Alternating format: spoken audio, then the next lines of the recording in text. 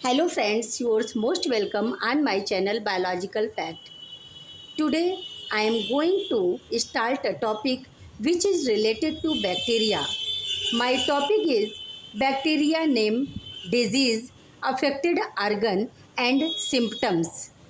आज हम आप सभी को ये बताएंगे कि किस बैक्टीरिया की वजह से कौन सा डिजीज़ होता है, कौन कौन सा अंग प्रभावित होता है उस डिजीज़ से और उस डिजीज़ के लक्षण क्या होते हैं।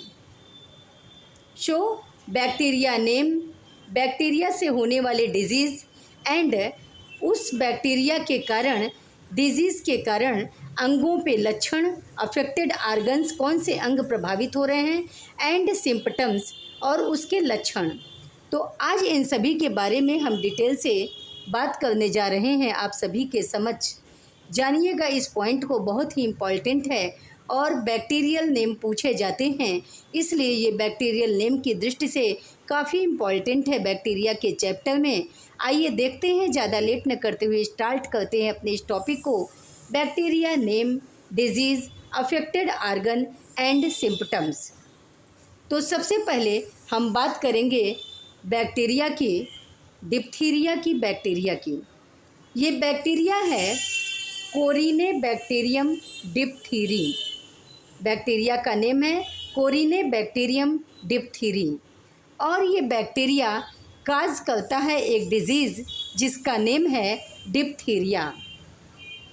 मीन्स डिप्थीरिया जो है वो कोरिनेबैक्टीरियम डिप्थीरी द्वारा काज होता है। Diphtheria is originated from bacteria which named corynebacterium diphtheriae and from which the organs affected nose, throat, tonsils and skin। और डिप्थीरिया डिजीज़ में जो अंग प्रभावित होते हैं वो नोज प्रभावित होते हैं, थ्रॉट प्रभावित होते हैं मीन्स गला प्रभावित होता है, टॉन्सिल्स प्रभावित होते हैं एंड स्किन प्रभावित होती है। मीन्स डिप्थीरिया डिजीज़ में जो अंग प्रभावित होते हैं nose, throat, tonsils and skin. अब आइए सिम्पटम्स को जानते हैं कि कैसे इन अंगों पे प्रभाव पड़ता है इस बैक्टीरिया के ओरिजिनेशन के बाद। Symptoms, difficulty in breathing. इस डिजीज़ में यानी डिप्थीरिया डिजीज़ में सांस लेने में कठिनाई होती है। डिफ़िकल्टी इन ब्रीथिंग, सांस लेने में कठिनाई क्यों होती है? क्योंकि thick grey coating in Airways.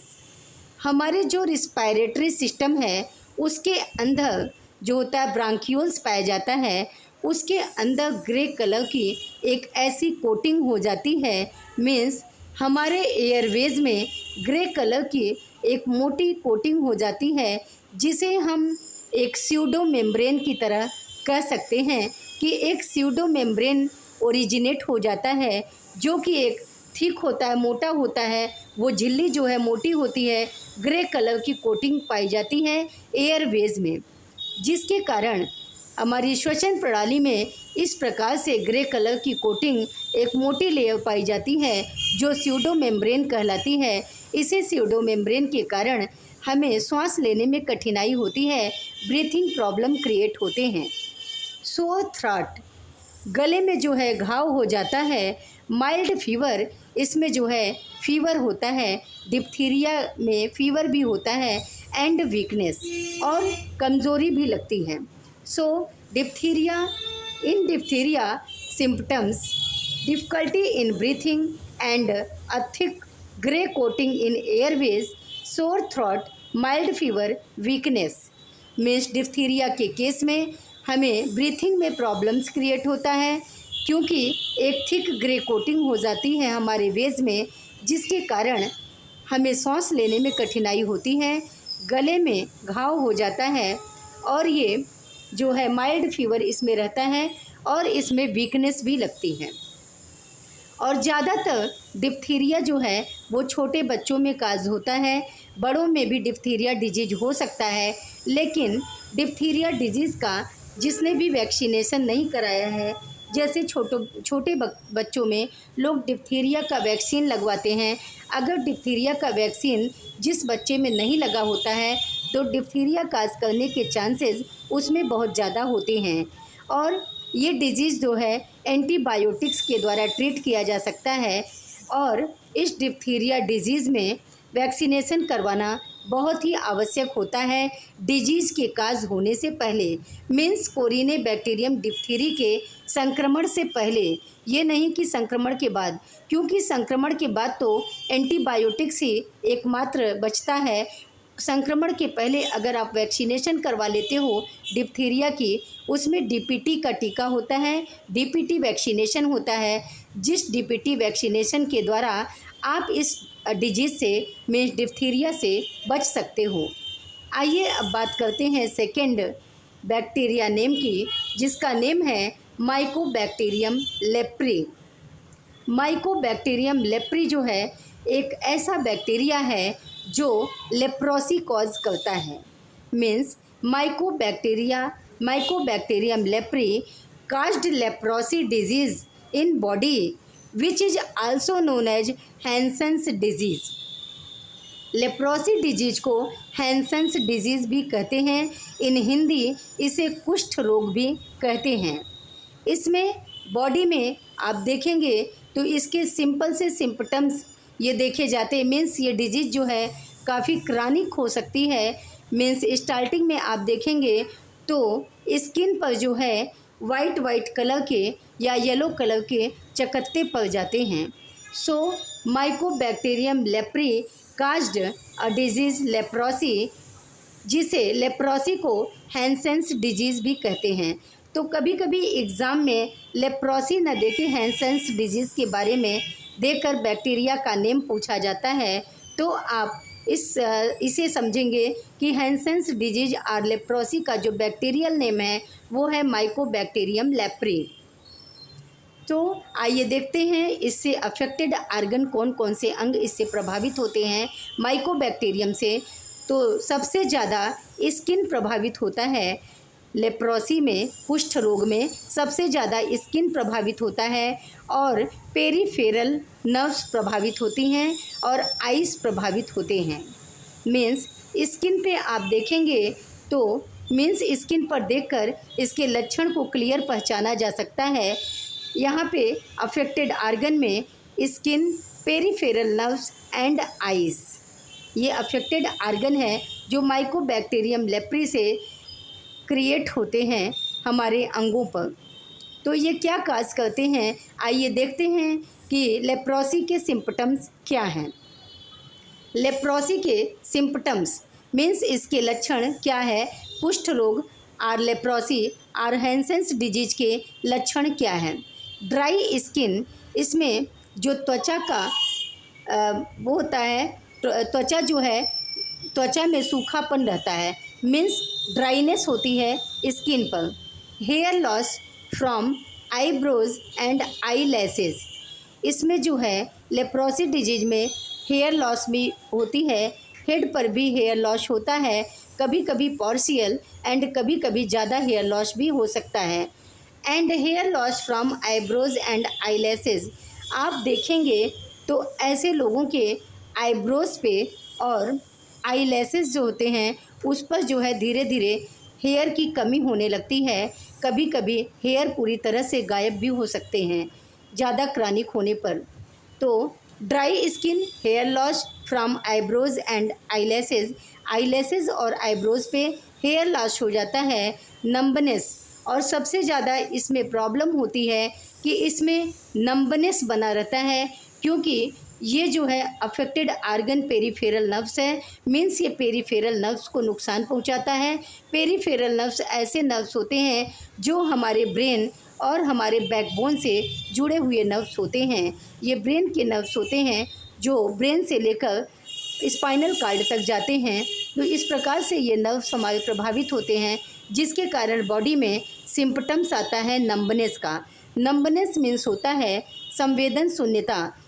संवेदन शून्यता का मीन्स होता है नंबनेस में शून्यता। मीन्स जैसे आप कहीं पर भी अगर नंबनेस की स्थिति है, बॉडी के किसी अंग पर अगर नंबनेस की स्थिति है तो बॉडी में दर्द होने का एहसास नहीं होगा और चोट लगने पर चोट का एहसास नहीं होगा और वहाँ पर झंझनाहट जैसी स्थिति होगी। इस प्रकार से नंबनेस में स्थिति होती है और बॉडी जो है पूरी तरह से उस अंग पर जहाँ पर नंबनेस होता है पूरी तरह से शून्य हो जाता है। मीन्स उस पर जो है झंझनाहट और नंबनेस और कभी कभी निडिल की तरह चुभने की तरह होता है। मीन्स हाथों या पैरों में जब नंबनेस होता है तो निडिल की तरह चुभन जैसी स्थिति होती है।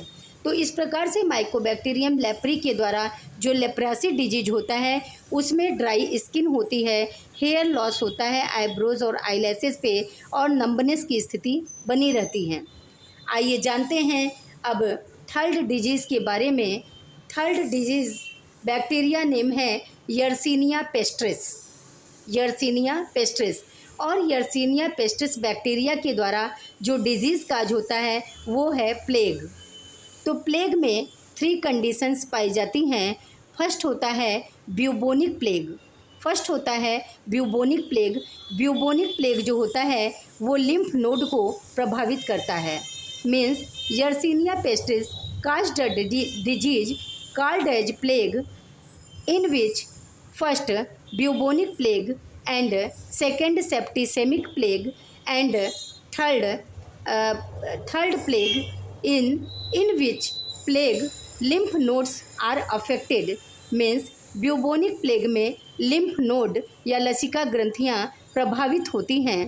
एंड जो होता है सेकेंड सेप्टिसेमिक नोड। सेप्टिसेमिक नोड में ब्लड स्ट्रीम प्रभावित होता है।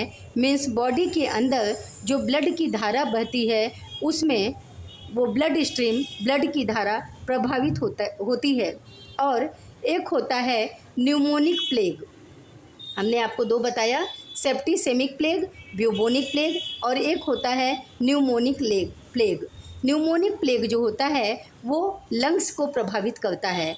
मीन्स ब्यूबोनिक प्लेग से जो प्रभावित अंग होता है वो लिम्फ नोड या लसिका ग्रंथियाँ होती हैं और सेप्टिसेमिक प्लेग से जो प्रभावित अंग होता है वो ब्लड वेसल्स होता है, बॉडी का ब्लड धारा होता है, ब्लड स्ट्रीम को ही ये प्रभावित कर देती हैं।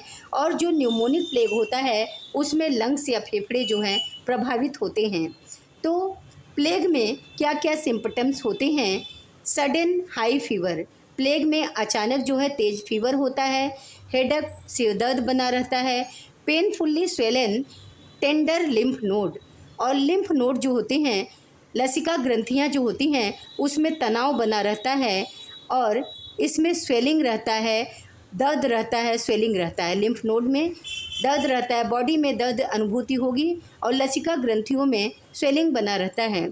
बॉडी में वीकनेस महसूस होता है, वोमिटिंग होता है, उल्टी होती है, डायरिया होता है, मीन्स दस्त जैसी कंडीशन होती हैं, bleeding into skin and organs. और स्किन और अंगों के अंदर ही अंदर ब्लीडिंग होती है। प्लेग जो होता है जो यर्सीनिया पेस्टिस से काज होता है ये बहुत ही खतरनाक डिजीज़ है, बहुत ही डेंजरस डिजीज है ये प्लेग। तो इसके बारे में हमने आपको सिम्पटम्स बताया। Sudden high fever, headache, painfully swollen tender lymph nodes, weakness, vomiting, diarrhoea, bleeding into skin and organs. तो आइए जानते हैं अब 4th डिजीज के बारे में। 4th बैक्टीरिया नेम है माइकोबैक्टीरियम ट्यूबरकुलोसिस। Mycobacterium tuberculosis. अब इस बैक्टीरिया से काज होता है disease tuberculosis. Tuberculosis in short TB. Tuberculosis जो है means mycobacterium tuberculosis caused a disease called as tuberculosis or TB which affect the lung directly. Means ये जो है माइकोबैक्टीरियम ट्यूबरकुलोसिस से ट्यूबरकुलोसिस डिजीज होता है जो पूरी तरह से फेफड़े को प्रभावित करता है। आइए देखते हैं किस तरह से ये फेफड़े को प्रभावित करता है। मीन्स इसके क्या क्या सिम्पटम्स हैं। परसिस्टेंट कफ। मीन्स कफ बना रहता है, खांसी बनी रहती है, कफ बना रहता है और ये परसिस्टेंट होता है। मीन्स ये 3 से 4 हफ्ते तक अगर लगातार कफ बना रहता है, खांसी बनी रहती है तो इस प्रकार का लक्षण जो है माइकोबैक्टीरियम ट्यूबरकुलोसिस के अंतर्गत ट्यूबरकुलोसिस के लक्षण होते हैं।